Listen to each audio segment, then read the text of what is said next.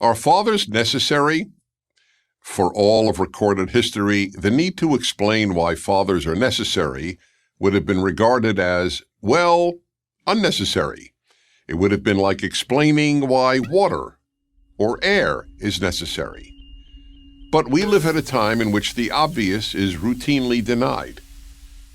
There have been articles in the most prestigious journals denying the importance of fathers. The Atlantic magazine, for example, published an article titled, "Are Fathers Necessary? A Paternal Contribution May Not Be as Essential as We Think."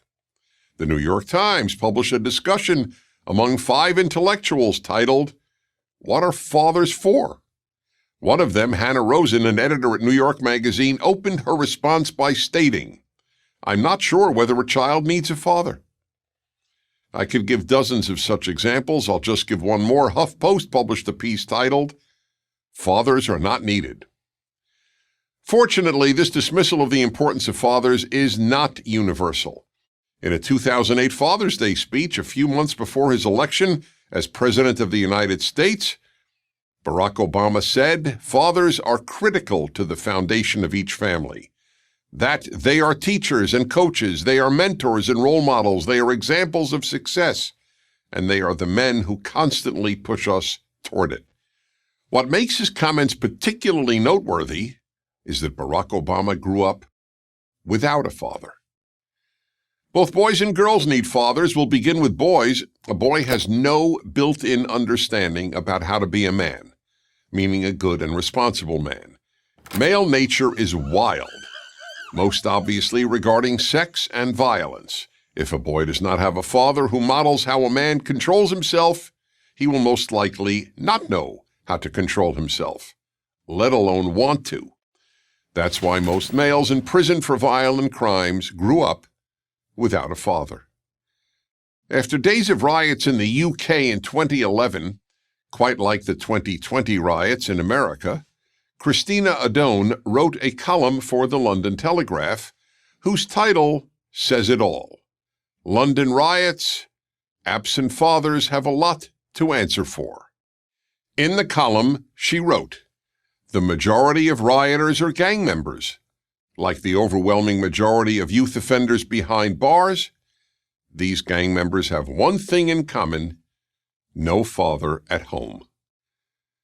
There's no question that many mothers have done an excellent job raising a boy without their son's father, but common sense alone suggests that a mother simply cannot model what a boy should be any more than a man can model to a girl what a woman should be. And then there is the issue of controlling boys and their wild natures. Again, there are mothers who are able to do this, but if a boy is at all difficult, as so many are, as he gets older, most mothers will find it more and more difficult to control their son, because unruly boys listen to their fathers much more than they listen to their mothers, which is precisely why most violent criminals grew up in fatherless homes. They obviously did not listen to their mothers. As regards daughters, the father is the man girls learn to relate to. Without a father to relate to and bond with, there are at least 2 destructive consequences. First, she will not know how to choose a man wisely. She will not know how a man should treat her, and she may well end up with a man who mistreats her. Second, to fulfill her desire to bond with a man, as primally yearning in most women as bonding with a woman is in most men, she will go from man to man. Girls without fathers in their lives are far more likely to be sexually promiscuous and to begin sexual activity at an earlier age, which in turn are reasons many young women are depressed. Few women find sleeping with man after man fulfilling. Most find it ultimately depressing.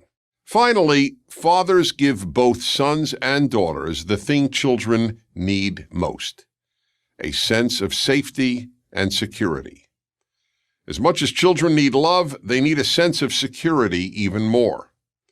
And in general, moms give love and dads give security.